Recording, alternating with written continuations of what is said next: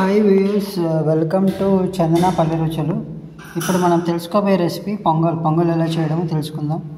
మామూలుగా అయితే ఇది మార్నింగ్ చేసుకోవడం బాగుంటుంది, ఎప్పుడైనా చేసుకోవచ్చు.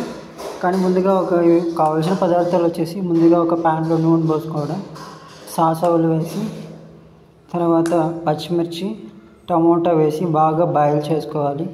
బాగా ఫ్రై అయిన తర్వాత మనకి ఒక ప్లేట్ క్లోజ్ చేసి 3 to 5 minutes బాగా రొటేషన్ చేసి బాగా బాయిల్ చేసుకోవాలి.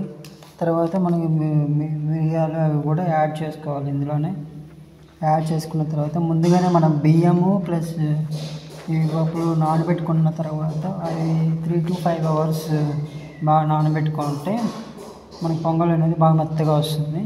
ఈ విధంగా నానబెట్టుకున్న ఆ బియ్యము ప్లస్ ఆ బ్యాల్ని మనం అందులో యాడ్ చేస్తాము. యాడ్ చేసి ఈ విధంగా రొటేషన్ చేసుకొని తగినంత వాటర్ అనేది యాడ్ చేస్తాము. యాడ్ చేసిన తర్వాత అది కొద్దిసేపు ఉడకనివ్వాలి. ఉడకనిస్తే తర్వాత పొంగల్ అనేది రెడీ అవుతుంది. మామూలుగా ముందుగానే మనం ఒక 3 మెంబర్స్కి అయితే 1.5 గ్లాస్ అయితే రైస్ అయితే సరిపోతుంది. దాంట్లో ఆ పప్పులు తర్వాత వాటర్ అయితే 2 glasses అయితే యాడ్ చేసి తర్వాత పుదీనా ఈ విధంగా వేసి మనము బాయిల్ అయితే చేసుకోవాలి. నెయ్యి కూడా మనం ఒకవేళ నెయ్యి యాడ్ చేసినా కూడా పర్వాలేదు, బాగుంటుంది. అది కూడా స్ట్రెంత్ కాబట్టి నెయ్యి యాడ్ చేస్తాము.